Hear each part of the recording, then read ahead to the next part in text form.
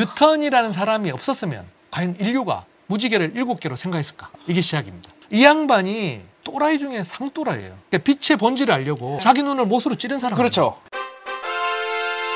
인사할 시간도 많습니다. 여러분의 시간을 낭비해드릴 느리지만 쿨한 과학 랩미팅입니다. 반갑습니다, 교수님들. 반갑습니다. 마이크가 없는 시대에서는 이게 음향 공간이 커졌다는 거는 실내 공간도 커집니다. 쾰른 대성당 이런 성당들이 계속 커져요. 그럼 소리가 커져야 돼요. 소리가 커지려면 사람들이 더 있어야 되고, 그러면 소년들이 감당할 수 있는 소리들이 아니에요. 육중한 남성들이 그걸 해야 되는데 변성기를 지나면 안 되잖아요. 그렇죠. 그래서 거세를 합니다. 이 음향 공간에 대한 욕심이 어디까지 갔는가. 그래서 이제 더 발달하다 보면 이제 이 시대 되면 요것들이 세속음악에까지 영향을 줍니다. 그러니까 여성들은 교회에서 노래 부를 수는 없겠지만 바깥에서는 노래를 불렀어요. 그때 이제 발달한 노래들이 마드리갈 이런 게 있어요. 이때 그러면 여성들도 노래하잖아요. 그러면 여성들이 맞는 파트를 만들어야 돼. 네. 그러면 아까 말했던 어린 소년들이 하는 그 파트를 뭐라고 그러냐면 트래블이라는 알토보다 더 높은 쪽, 굉장히 높은 쪽이 생깁니다. 그래서 보면 우리 음자리표 중에 높은 음자리표를 뭐라고 그러냐, 트래블 클래프라고 그럽니다. 높은 음자리표가 있고 낮은 음자리표가 있죠. 그때는 음자리표보다는 그냥 하나에 쭉 이런 게 네우마라는 걸 쓰다가 이제는 이제 여성들이 들어오기 시작하니까 음역이 위로 올라가잖아요. 그 위에 있는 음을 표현해야 되잖아요. 그 위에 있는 음을 만드는 게 높은 음자리표, 트래블 클래프입니다. 그럼 이걸 갖다가 소년이 맡기도 하고 가스로트하고 맡기도 하다가 이제는 안 되겠다. 세속음악에서는 여성들이 그냥 노래해. 근데 이 사람들은 뭐라고 부르냐? 소프라노. 소프라노는 슈퍼랑 같은 어원이에요. 저 너머 또는 저 위에. 슈퍼맨은 넘사벽이라는 뜻이잖아요. 그렇죠, 그렇죠. 소프라노가 그런 말이에요. 조수미 선생님 부르는 거 그 카스라토가 할 수 있겠어요? 그렇죠. 안 되는 거예요. 이렇게 확장이 되는 거예요. 나는 그것도 궁금해요.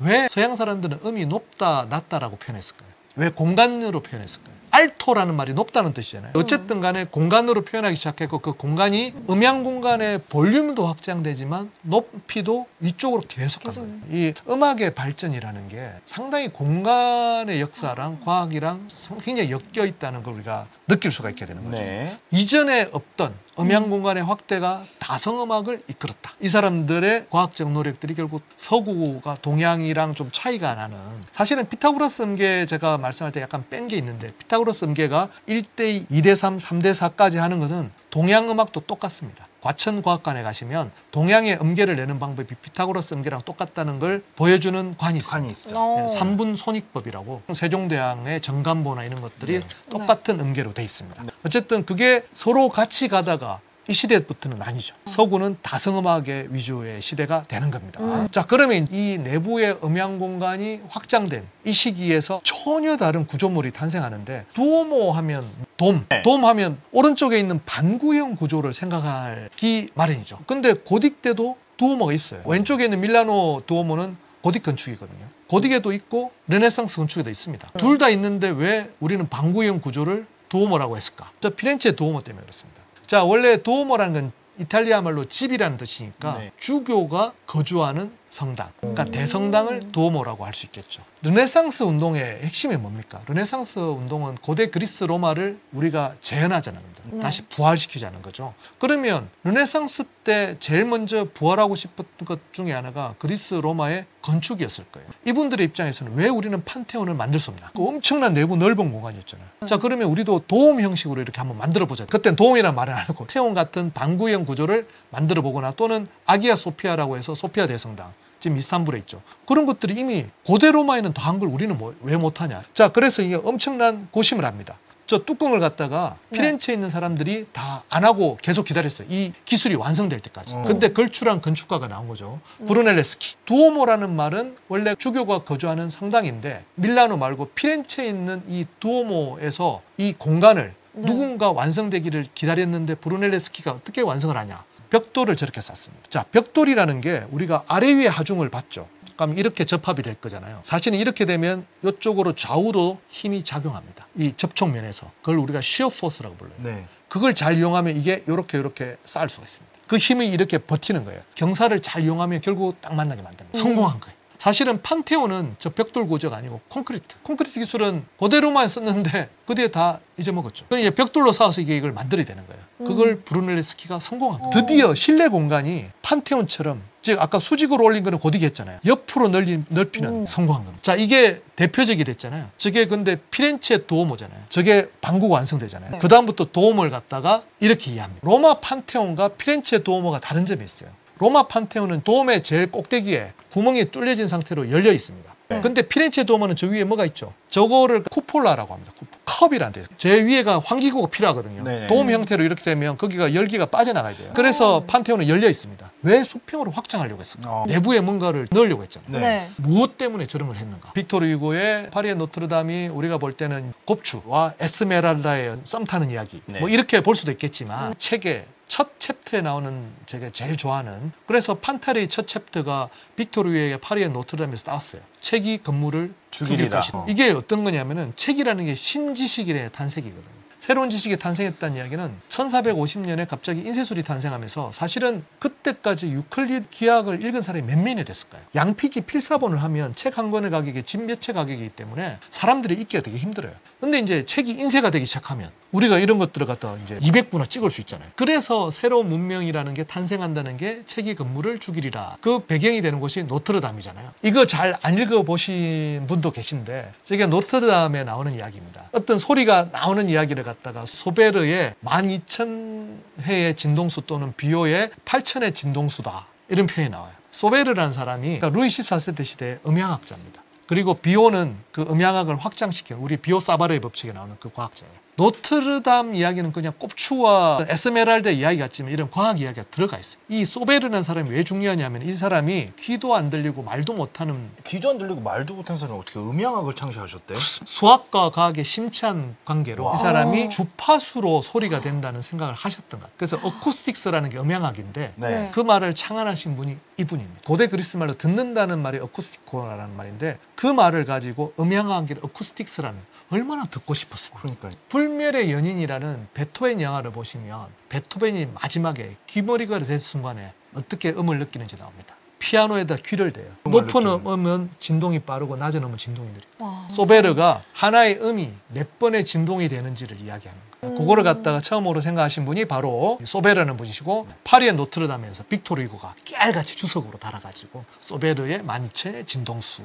아무튼 간에 이 빅토르 유고는 이 과학자들을 잘 알고 있었기 때문에 이 책이 건물을 죽이리라는 그 표현을 통해서 이 과학이라는 게 종교의 시대를 넘어서고 있다는 것을 꼽추 이야기와 에스메랄다 이야기에 섞어낸 거예요. 이 르네상스의 건축가들이 음향 공간을 확장하려고 했어요. 그 탄생을 기여하신 분의 이야기가 그 다음 장면에 나옵니다. 자, 이게 보면 2015년에 APS면 미국 물리학회죠. 그렇죠. 저기 보면 이번 달의 물리학 이야기에 갈릴레오 갈릴레이가 아니고 갈릴레오 갈릴레이의 아버지 이야기가 나옵니다. 음악과 수학과 사이언스는 원래 별개라고 생각하는 경향이 있는데 그게 아니고 어떻게 르네상스 시대 때 결합이 되어 있는지를 이 챕터에서 이야기를 해요. 빈첸초 갈릴레이의 저 고대 음악과 현대 음악에 대한 대화, 디알로그거든요. 그 아들인 갈릴레오 갈릴레이가 몇십 년 뒤에 디알로그라는 책을 또 내요. 네. 근데 앞에 아버지는 고대 음악과 현대 음악에 대한 대화, 오른쪽에 아들은 고대 천문학과 최신 천문학에 대한 대화입니다. 와. 그러니까 아버지가 했던 거는 뭐냐면은 여기서 말하는 고대 음악이라는 건 피타고라스예요. 피타고라스는 무리수의 세계를 믿지 않기 때문에 정수배로서 유리수의 세계로 설명을 하다 보니까 1대2, 2대3, 3대4가 나온 거죠. 네. 그게 피타고라스 음계입니다. 자, 그런데 이제 이 갈릴레오 아버지는 뮤트를 잘 치시는 상당한 음악가였어요. 이 사람의 입장에서는 야, 현의 길이로서만 음정이 잡히는 게 아니야. 장력이라고 해가지고 줄을 탱탱탱 쪼여야 되잖아요. 네. 그럼 이것도 정수배인가? 실험을 해. 실험을 하는데 쓸만한 실험 조교가 누가 있냐? 큰아들. 항상 이 장남이 고생을 다 해야 되는 거예요. 그 장남이 갈릴레오 갈릴레이예요. 장력을 정수배로 하는 방법이 뭐냐면 똑같은 돌을 갖다 쭉 추를 달아보면 똑같은 무게의 돌을 구할 수가 있죠. 자, 그러면 장력을 똑같은 길이의 현에다가 돌을 하나 달고 두 개 달고 해볼 수 있잖아요. 네. 그러면 2배가 되면 과연 진짜 음정이 그렇게 정수배로 바뀔까? 안 바뀐다는 거예요. 나중에 달랑베르라는 수학자가 파동 방정식을 내보면 네. 그게 스퀘어 루트에 비례합니다. 그렇죠. 제곱에 비례하는 거지. 피타고라스가 그렇게 싫어하는 제곱근이 나와버리네? 돌 달고 있는 아들은 무슨 죄야? 그래서 나중에 갈릴레오 갈릴레이 실험 중에 제일 유명한 실험이 뭡니까? 낙하의 낙하의 실험. 실험. 아버지한테 이 조교 생활하면서 돌 달면서 무슨 생활을 했을까요? 이게 APS 미국 물리학회 2015년 7월 호에 나오는 이야기죠. 그렇게 해서 피타고라스 음계가 다가 아니다. 세상은 정수배로 되는 게 아니고 제곱근도 필요하다라는 이야기를 했다는 거예요. 그게 빈첸조 갈릴레이인데 이분이 여기서 음악이 바뀌어야 된다는 생각을 합니다. 그 음악이 뭐냐면은 오페라입니다. 오페라. 이분이 이제 그러면서 자기의 학설을 지지하는 사람도 모임을 만들겠죠. 항상 네. 그렇잖아요. 내가 어디서 주장하면 또 저 학파가 반대하고 피타고라스 학파 얼마나 센데인데 그러니까 자기의 학설을 지지하는 사람들의 모임을 만드는데 그 모임을 지지해 주신 분이 계셔. 그분이 바로 메디치 가문입니다.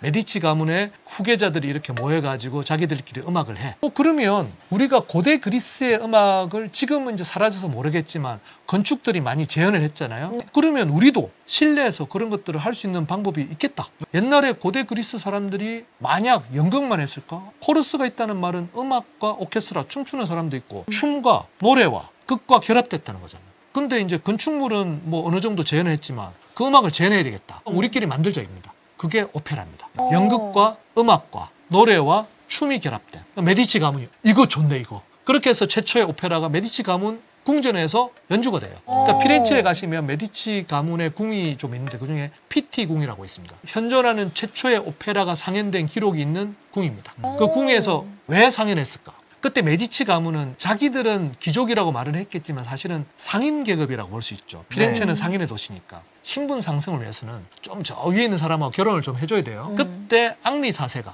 바르톨로뮤 대학살, 카트린느 드 메디시스 뭐 이런 게 나와요. 그때 가보면 프랑스가 위그너 전쟁이라고 해가지고 종교 갈등으로 1500년대 노트르담 주의가 굉장히 소란스러웠어요. 그때 신교가 너무나 득세하니 구교를 핵심으로 지지 기반으로 하고 있는 프랑스 왕실께서 신교의 어린 왕자랑 우리 딸을 결혼시켜 결혼 동맹을 하자. 그 왕이 앙리 4세입니다. 그리고 이 공주가 마고 공주예요. 이자벨 아자니가 나오는 여왕 마고라는 영화를 보시면 됩니다. 그렇게 해서 결혼을 시켰는데 그날 구교 세력께서 어린 왕자 앙리 4세가 왔을 때 신교 분들이 무장 해제로 파리에 들어왔거든요. 결혼식 날 다 죽여버립니다.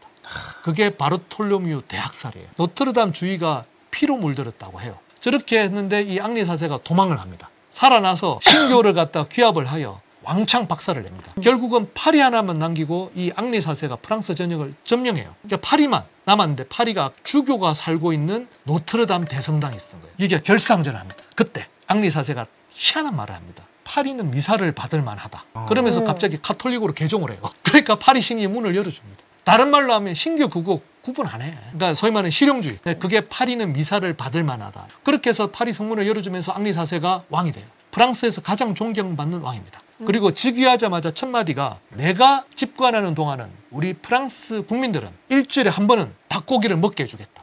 나의 목표는 지금 가톨릭이든 뭐 신교든 그건 난 모르겠고 내가 왕이 된 한은 우리 국민들은 반드시 닭고기 먹게 해주겠다. 그게 부르봉 왕조의 시작입니다. 근데 그렇게 조강지처로 만났던 여왕 마고가 또 이제 애를 못 낳아요. 이게 또 문제가 되지. 그렇게 하여 새로운 이제 왕비를 찾는 거죠. 이 소식을 들은 메디치 가문이 놓칠 수 없다. 앙리 4세와 새로운 왕비의 이야기를 갖다 큰 화폭으로 그린 게 루벤스라는 화가가 부르봉 왕조에 대한 찬양가를 그린 그림이 연작 시리즈가 있죠. 자, 그렇게 했을 때 이 앙리 4세 일행이 그러면 신부를 데리러 가야 되잖아요. 피렌체 갔습니다. 그러면 피렌체에서는 이제 왕족이 우리랑 결혼하는데 우리가 접대를 해야 되잖아. 근데 그 앙리 4세 그 사람들 기록에 보면 생전 듣도 보도 못한 공연을 보게 된 거예요. 그게 오페라입니다. 그게 피렌체에 있는 피티궁입니다. 자, 그렇게 오페라가 탄생했다는 이야기. 그래서 제가 이제 그때 잠깐 이야기했지만 퀸의 보헤미안 랩소디에 갑자기 이렇게 갈릴레오 피가로 많이 표현 나오냐. 그러니까 이게 오페라 이야기라고.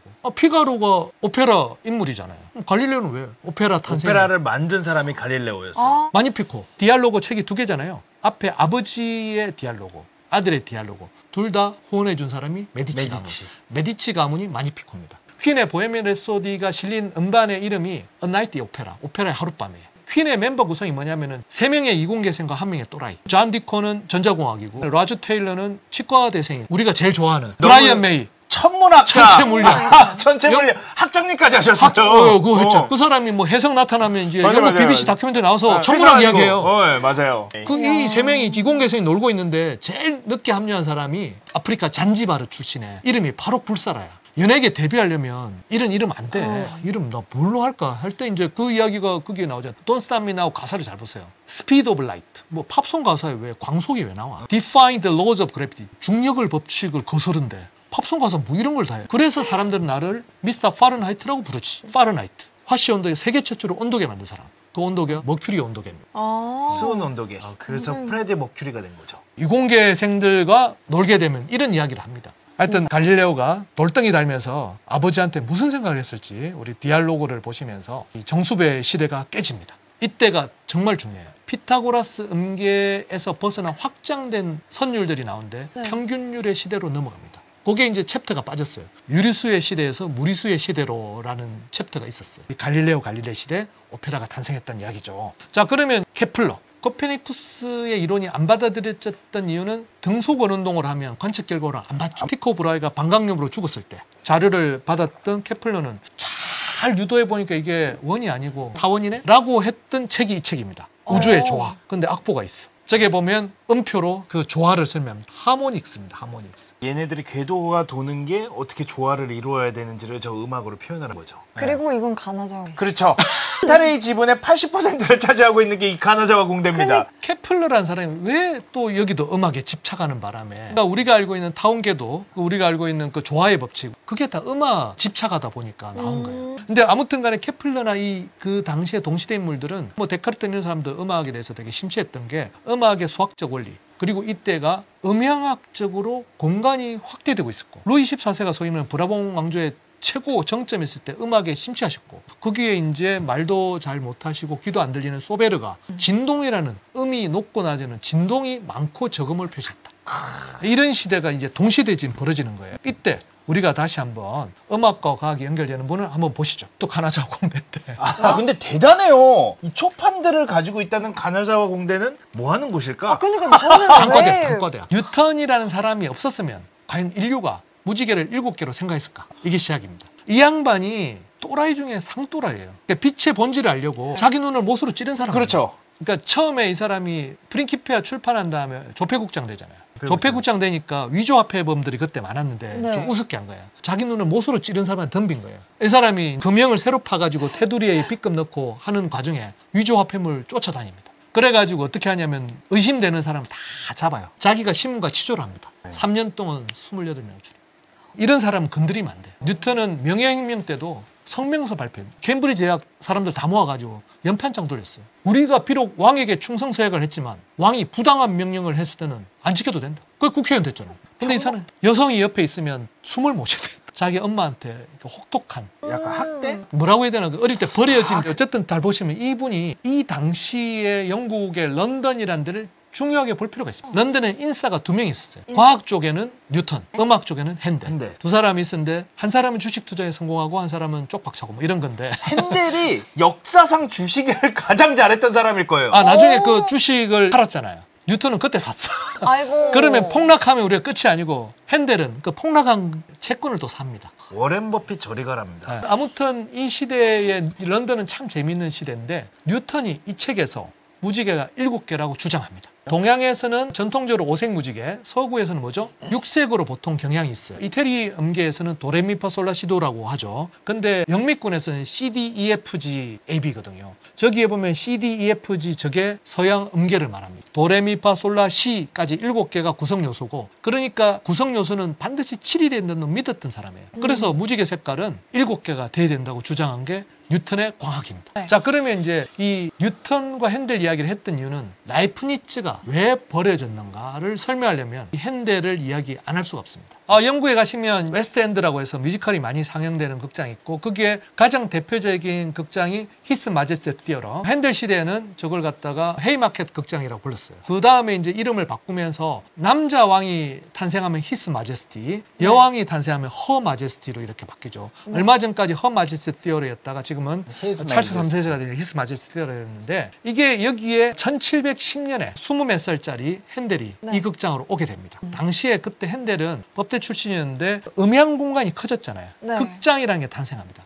그러니까 예전에 그리스 로마에 저녁마다 사람이 모였듯이 그냥 극장에 사람들이 오페라 보러 몰려요. 이거다. 지금 내가 법대 졸업한 게 문제가 아니고 음악하겠다고 덤벼든 거예요. 자기를 고용할 만한 고용주를 찾아야 되잖아요. 그렇죠. 그때 하노버의 영주가 좋게 봤어요. 근데 딴 데서도 이제 제안이 왔어. 그게 영국이었어요. 영국은 사실은 본토랑 멀리 떨어져서 오페라 붐이 안 일어나. 베네치아 인구가 그때 30만 이렇게 됐다고 그래요. 극장이 뭐 대여섯 개 있을 때거든요. 30만이면 이제 서초구의 반도 안 되는데 오페라 극장이 대여섯 개가 있었고 매일매일 공연했다는 거잖아요. 와. 대단한 거거든요. 런던의 인구가 그때 60만이었어요. 오페라 극장 이거 하나인데 팔이 날리고 있었던 거예요. 그러니까 젊고 야심만만한 핸델이 계약서를 씁니다. 법대생 이런 건 잘해. 계약서를 쓸 때 어떻게 쓰냐면은 네. 합리적인 기간 안에 돌아온다. 네. 그러니까 이거는 내가 돌아오고 싶을 때 돌아온다. 할 수 있었던 이유는 당시에 영국의 여왕은 앤 여왕이었는데 스튜어트 왕조의 마지막 여왕이라고 불려요.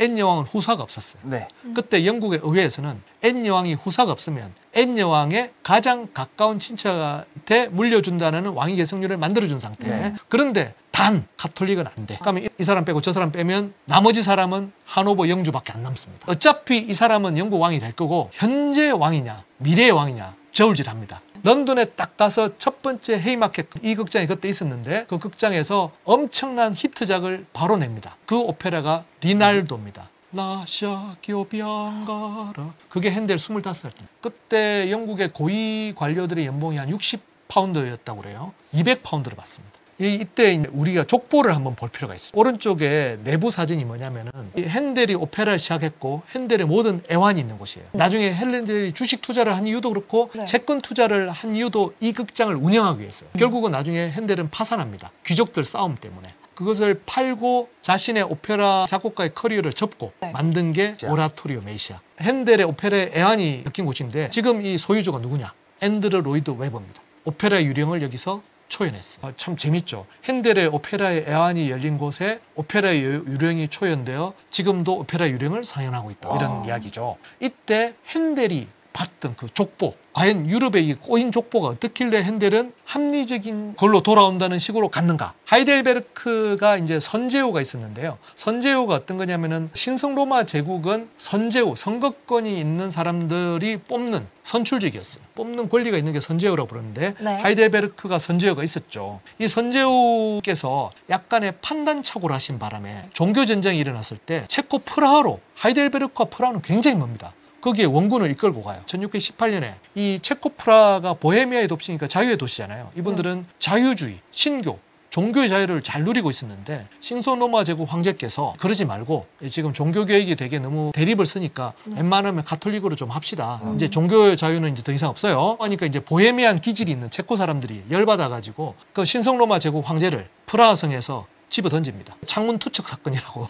사람을 집어던지는 게 야. 말이 되는. 그러면 전쟁하자는 거잖아요. 근데 잘못 건드린 거야. 이게 신성 로마 제국 군대가 막 들어오니까 이게 체코 프라하 사람들이 어떻게 SOS 친 거예요. 저 좀 도와주세요 하니까 저 멀리 있는 하이델베르크에 있는 이 사람이 또 갔어. 안 되는 싸움을 또 아이고. 하러 갔는데 이게 자기 성을 비웠잖아요. 이게 이제 무너집니다. 그래서 하이델베르크 그때부터 서서히 무너지기 시작합니다. 인사할 시간도 많습니다. 여러분의 시간을 낭비해드릴. 느리지만 쿨한 과학. 랩미팅이었습니다. 감사합니다, 교수님들. 감사합니다.